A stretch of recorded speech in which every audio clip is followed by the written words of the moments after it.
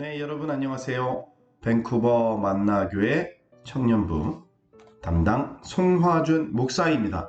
오늘은 하나님의 구출 계획, 여덟 번째 과 율법의 하나님은 인간관계에 관심을 가지신다 라는 주제를 가지고 지금부터 여러분들과 함께 성경 공부를 시작하도록 하겠습니다. 함께 가시죠. 네, 여러분. 율법의 하나님은 인간관계에 관심을 가지신다. 이 말씀의 뜻은 하나님은 하나님과 인간 사이의 관계에만, 신과 하나님 사이의 관계에만, 오직 그것에만 관심을 가지신 분이 아니다. 하나님은 사람과 사람 사이에, 즉 인간 사회에, 그들의 관계 가운데에도 관심을 가지신다라는 거예요. 인간들 사이에서 행복을 누리고 서로 사랑하면서 기쁨을 영유하고 사는 그러한 삶에 하나님께서 지대한 관심을 가지고 계신다라고 풀이를 할 수 있습니다. 오늘은 크게 세 가지 주제로 한번 성경 공부를 해볼까요? 첫 번째 한번 나가보도록 하겠습니다. 첫 번째, 부모를 공경함으로써 하나님을 높입니다. 출애굽기 20장 12절의 말씀, 우리 한 목소리로 한번 읽어보도록 하겠습니다. 시작. 내 부모를 공경하라. 그리하면 내 하나님 여호와가 내게 준 땅에서 내 생명이 길리라. 아멘. 먼저 공경이라는 단어를 우리가 한번 살펴볼 필요가 있습니다. 공경이란 이 한자거든요. 공경. 제가 이걸 국어사전에서 찾았어요. 뭐라고 되어 있는 거 아니? 첫 번째 의미로 삼가서 공손히 섬김. 두 번째는 삼가서 예를 차려 높임. 이런 뜻을 가지고 있습니다. 근데 문제가 또 생겼네. 삼가서가 뜻이 뭘까요? 삼가서. 몸가짐이나 언행을 조심한다라는 뜻이에요. 그러니까 공경이란 단어를 풀이를 해서 설명드리면은 몸가짐이나 언행을 조심하여서 공손히 예를 차려서 높이고 섬겨드린다라는 그런 의미를 가지고 있습니다. 존경의 가장 높은 어떤 그런 표현이라고 할 수 있을 것 같아요. 그런데 이 공경을 부모님께 마땅히 올려야 한다는 거예요. 부모를 공경해야 한다. 하나님께서는 이렇게 말씀하십니다. 공경의 이유 두 가지로 정리를 해봤습니다. 첫 번째는 그리스도인이 이 땅에서 잘되고 오래 사는 유일한 방법이 바로 부모를 공경하는 거예요. 에베소서 6장 2절에서 3절까지의 말씀에서 사도 바울은 이렇게 풀이합니다. 내 아버지와 어머니를 공경하라. 이것은 약속이 있는 첫 계명이니 이로써 내가 잘되고 땅에서 장수하리라. 부모님을 공경해. 그것은 첫 번째 계명이다. 10계명이 1계명에서 10계명까지 있는데 부모를 공경하라는 5계명인데 왜 여기는 약속이 있는 첫 계명이라 그랬을까? 무슨 말이죠? 1계명에서 4계명까지는 하나님과 사람 사이의 계명이고요. 5계명에서 10계명까지는 사람과 사람 사이의 계명입니다. 그런데 특별히 약속을 보장하고 있는 계명이 있어요. 그것이 바로 다섯 번째 계명인 부모를 공경하라. 무엇을 약속을 하고 계시냐? 하나님께서 그리하면 내 하나님 여호와가 내게 준 땅에서 내 생명을 길게 해주겠다. 이렇게 약속을 하고 계시다라는 거예요. 그래서 사도 바울은 뭐라 그러냐? 그러므로 네가 잘되고, 누가 잘돼요? 부모를 공경하는 바로 그 자신이 잘되고 또 땅에서 장수할 것이다. 이렇게 말씀하고 있습니다. 세상에서요, 세상에서는 땅에서 잘 되면 어떻게 하라 그래요? 공부도 열심히 해야 되겠죠. 열심히 살아야 돼요. 경쟁에서도 이겨야 돼요. 근데 이것은 지극히 세상적인 방법입니다. 하나님의 자녀들, 하나님의 백성들, 그리스도인들은요, 세상에서 잘 되려면은 하나님의 말씀에서 나타내셨다시피 부모님을 먼저 공경해야 돼요. 부모를 공경할 때에 하나님 여호와께서 내게 준 땅에서 너 생명을 길게 해주겠다. 또 하나님께서 너를 잘되게 해주겠다. 이것을 약속하셨다라는 거예요. 하나님을 믿는 사람들은 부모를 공경함으로써 이 땅에서, 내가 살고 있는 이 땅에서 잘 되고 또 오래 살 수 있습니다. 근데 여러분, 부모님을 공경하는 이유가 내가 잘 되고 내가 이 땅에서 오래 살라고 공경해요. 이건 좀 뭔가 좀 한 반만 온 것 같아요. 공경의 이유가 두 번째 있습니다.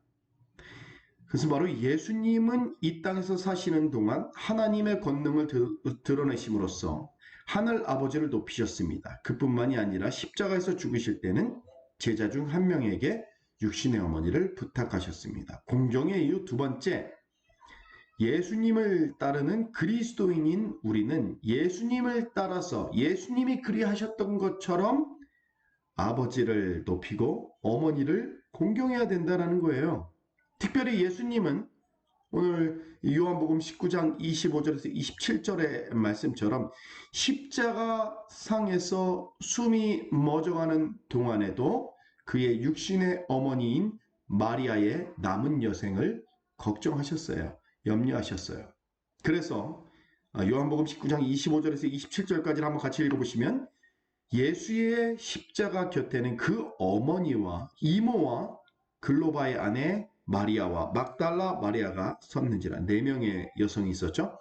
예수께서 자기의 어머니와 사랑하시는 제자가 곁에 서 있는 것을 보시고 자기 어머니께 말씀하시되 여자여 보소서 아들입니다. 어머니에게 요한을 소개하면서 이제부터 요한이 어머니의 아들 역할을 할 것입니다. 이렇게 소개를 하는 거예요. 또 그 제자에게 이르시되, 또 제자에게 뭐라 그러냐? 보라 내 어머니다.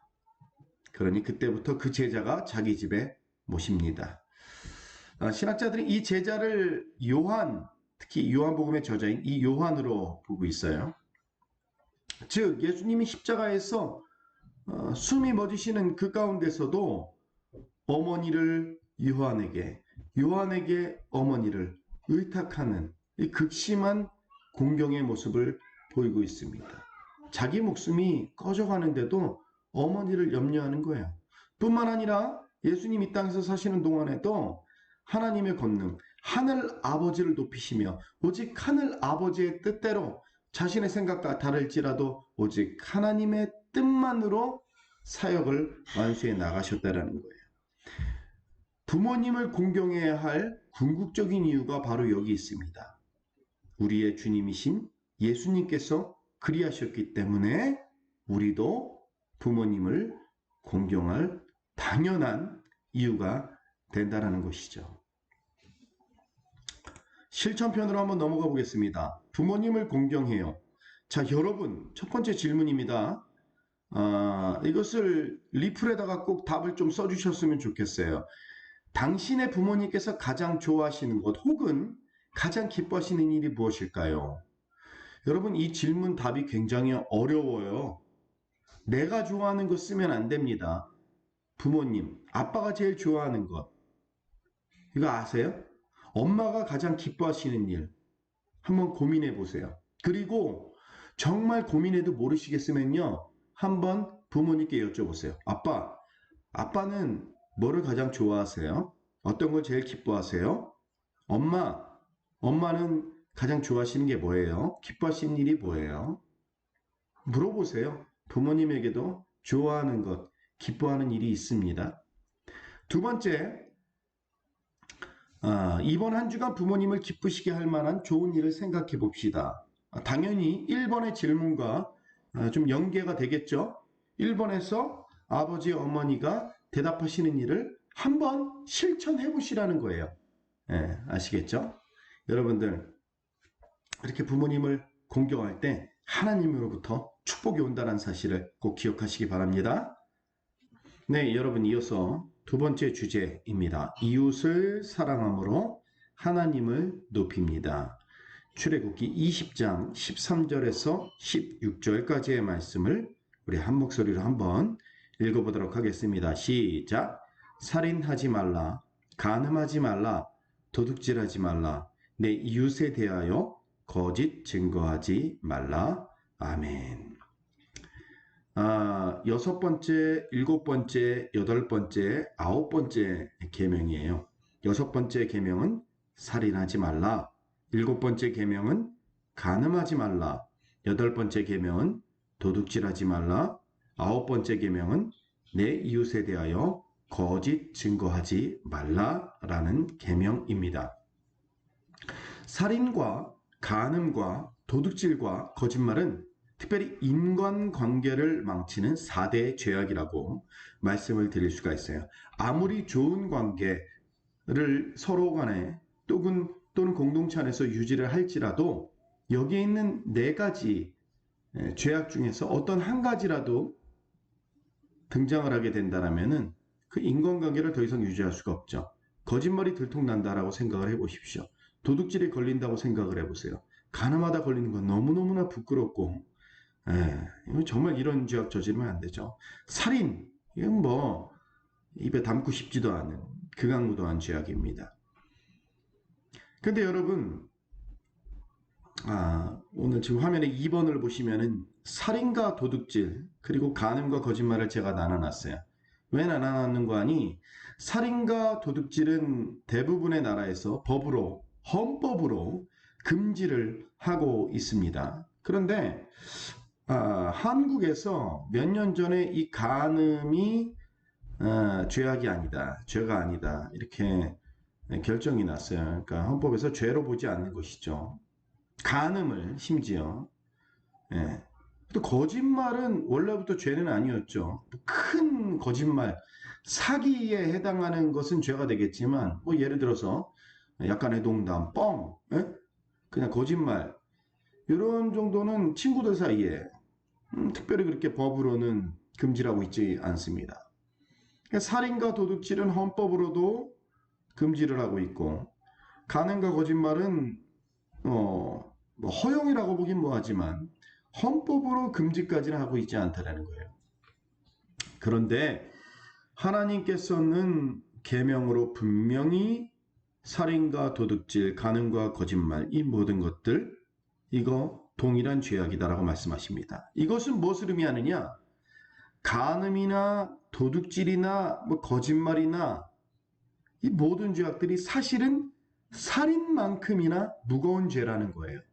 우리들이 생각하기로는 살인은 굉장히 무거운 죄, 타인을 살인하는 것은 어마어마한 죄악으로 생각을 하고 거짓말은 뭐 그래도 그 정도 큰 죄는 아니지 않는가? 이렇게 생각을 할 수가 있습니다. 그런데 하나님의 말씀은 절대 그렇지 않아요.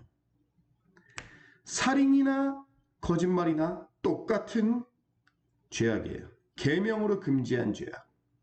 살인이나 도둑질이나 살인이나 간음이나 살인한 사람이나 거짓말한 사람이나 동일하게 하나님 보시기에는 무거운 죄악을 저지르고 있다는 뜻입니다.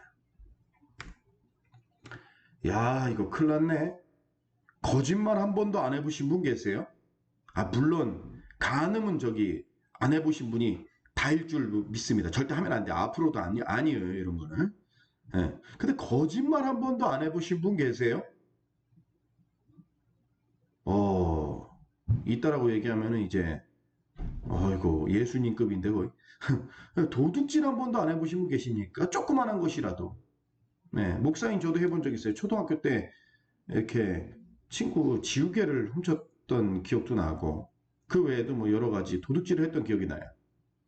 거짓말, 도둑질, 간음 이 모든 죄악이 살인한 것과 하나님 보시기에는 동일한 죄악이라는 거예요. 동일한 죄라는 거예요.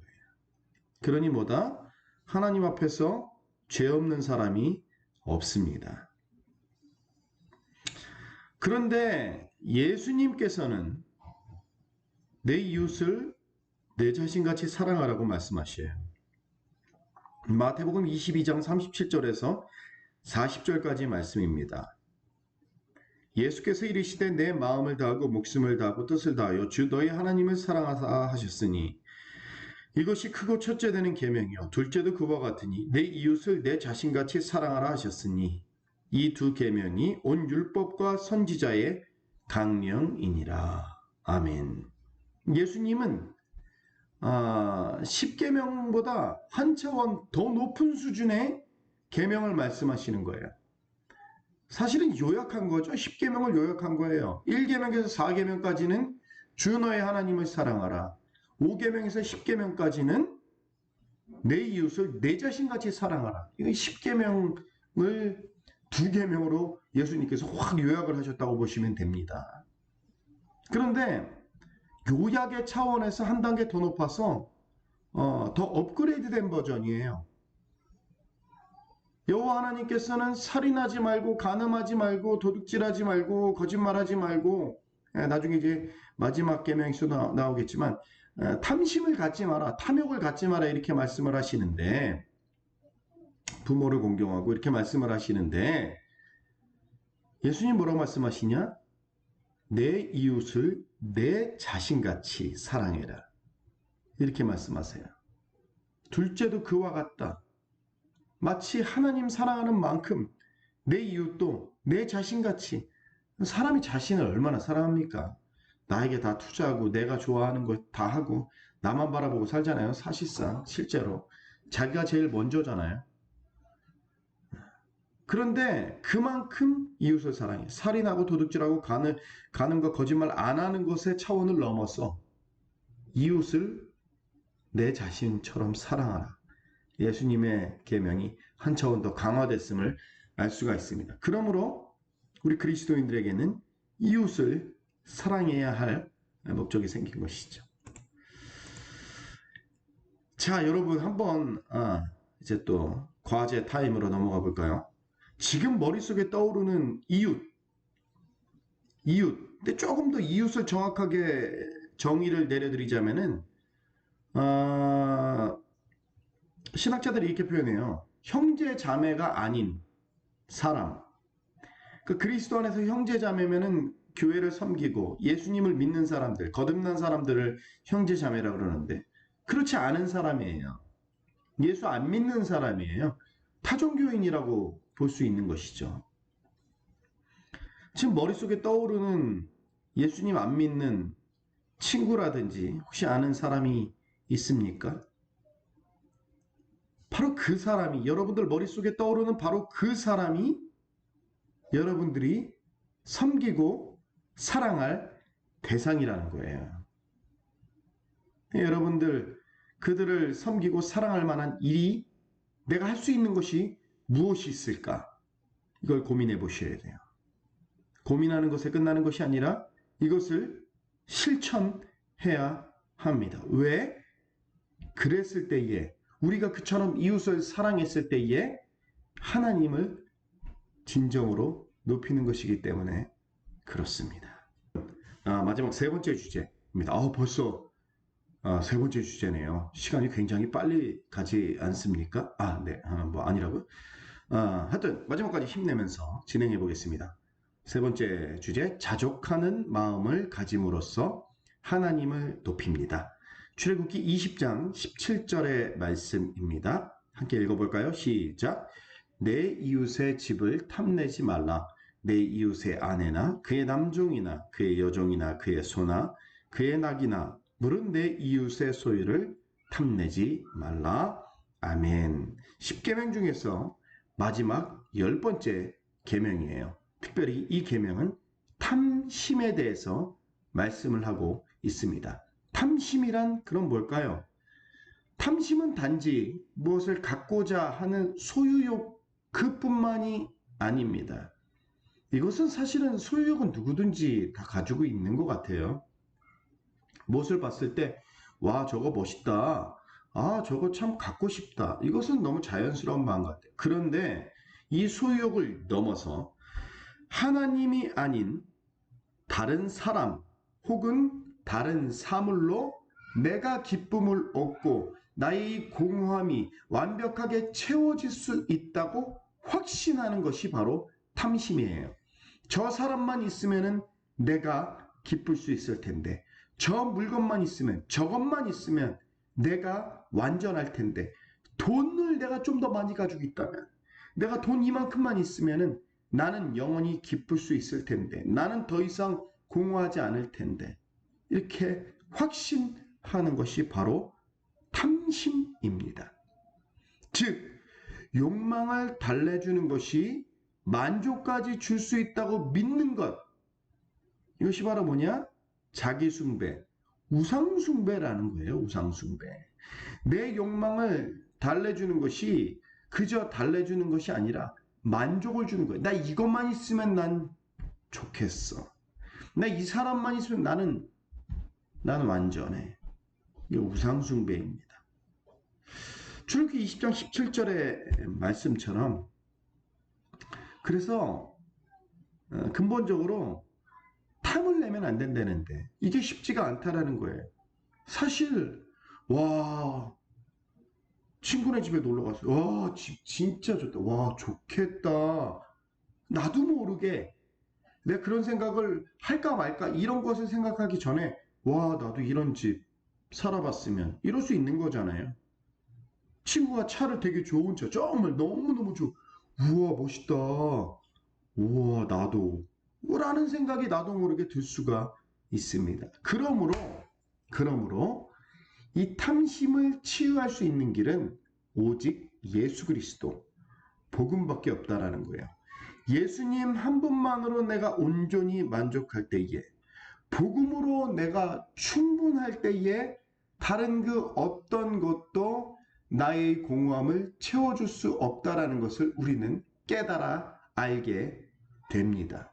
사도 바울이 그런 사람이었었어요.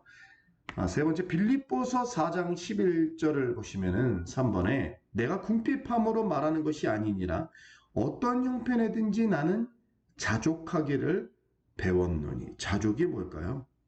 있는 그대로 산다는 것을 의미하는 거예요. 부유하다고 막 부유하게 사는 게 아니라 부유해도 청렴결백하게 청빈하게 살고 또 좀 부족하더라도 너무 부족하게 사는 게 아니라 그래도 할 거 하면서 산다는 것이죠. 바울은 자족함을 배우라고 가르치고 있습니다. 자족이란 무엇이냐? 우리가 원하는 것보다 하나님이 우리에게 원하시는 것을 바라는 거예요. 내 스스로 가운데 하나님이 나에게 허락하신 것 가운데서 그저 기쁨 가운데 만족한 가운데 사는 것이죠. 이런 종류의 자족을 즐거워할 수 있는 비결은 하나님께 너무 만족한 나머지 예수님 한 분만으로 만족해서 오직 복음 하나만으로도 만족해서 그분이 허락하시는 것 안에서 삶을 기쁨으로 누릴 수 있음을 말씀하고 있는 것입니다. 그러므로 여러분 탐심을 치유할 수 있는 길은 오직 복음 하나밖에 없어요. 자, 솔직해지는 시간을 한번 가져봅시다. 나에게 있는 탐심에는 무엇이 있을까요? 내가 어떤 것을 보면은 이게 그냥 주체가 안 돼. 이런 것이 있을 수 있어요. 나에게 탐심에는 무엇이 있을까요? 하나님보다 더 좋아하는 것. 혹시 뭐가 있을까요? 그럼 여러분 기도하셔야 돼요. 탐심을 버리고 하나님 한 분만으로 내가 만족하는 삶을 살 수 있게 해주세요. 기도하시고 내가 복음으로 꽉 차게 해주세요. 내가 예수님 한 분만으로 완전히 차게 해주세요. 이랬을 때에 탐심은 예수님으로 인해서 복음으로 인해서 눌려서 사라질 수밖에 없음을 기억하시기 바랍니다. 네, 여러분 이렇게 해서 오늘 성경 공부의 큰 주제 세 가지 주제를 다뤄봤습니다. 부모를 공경함으로써 하나님을 높입니다. 또 두 번째 이웃을 사랑함으로 하나님을 높입니다. 마지막 세 번째로 자족하는 마음을 가짐으로써 하나님을 높입니다. 하나님을 높이는 방법 무엇이 있을까? 우리가 때때로 고민을 해보는 것 같아요. 하나님을 높이는 거 사실은 멀리지 않다라는 것을 기억했으면 좋겠어요. 부모님을 공경함으로 하나님을 높이는 거예요. 이웃을 정말로 사랑함으로써 그 일이 바로 하나님을 높이는 일이에요. 또 무엇보다도 자족하는 마음, 하나님만으로 충분하게 만족하는 삶, 예수님 한 분만으로, 복음만으로 만족하는 삶, 그것이 바로 하나님을 높이는 거예요. 하나님을 높인다고 내가 뭘 열심히 하고 뭘 어떻게 하고 뭐 그런 것도 좋죠. 그런데 궁극적으로 하나님을 높이는 것은 다른 데 있지 않다는 것을 기억하시면서 여러분들 배우는 것에서 끝나면 안 돼요. 이제 월요일부터 토요일까지 한 주간의 삶이 남아 있습니다. 이 한 주간의 삶에서 오늘 배움을 꼭 기억하고 부모님을 기쁘시게 하는 일, 욕심 같아서는 하루에 한 번씩 했으면 좋겠어요. 또 두 번째, 이웃을 사랑하는 일. 이것도 목사님 욕심 같아서는 하루에 한 번씩 실천했으면 좋겠지만 여러분들 상황이 허락하시는 대로 하시면 좋겠고, 마지막으로 자족하는 삶. 예수님 한 분만으로 만족합니다. 기억하세요. 이것은 단순히 입으로만 끝나는 문제는 아니에요. 기도하셔야 돼요. 기도하셔야 돼요. 복음만으로 만족하게 해주세요. 매일매일 기도하시는 저와 여러분들 되시기를 간절히 소망합니다. 마지막으로 함께 기도하시고 성경 공부를 마무리하도록 하겠습니다. 사랑의 아버지 하나님, 주님의 은혜에 감사를 드립니다. 오늘 귀하고 복된 하나님의 말씀을 통하여서 부모님을 공경하고 이웃을 사랑하고 또 예수님 한 분만으로 내가 충분히 만족함으로 인하여서 하나님을 높이고 영어롭게 할 수 있음을 배우게 하여 주시니 감사를 드립니다. 앞으로의 한 주간의 삶을 살아가면서 오늘 주신 말씀을 마음 가운데 간직하고 하나님의 말씀을 실천하면서 주님을 따라 나아가는 우리 사랑하는 밴쿠버 만나교회 모든 청년들 되게 하여 주옵소서. 감사드리며 예수 그리스도의 이름으로 간절히 기도드립니다. 아멘. 감사합니다.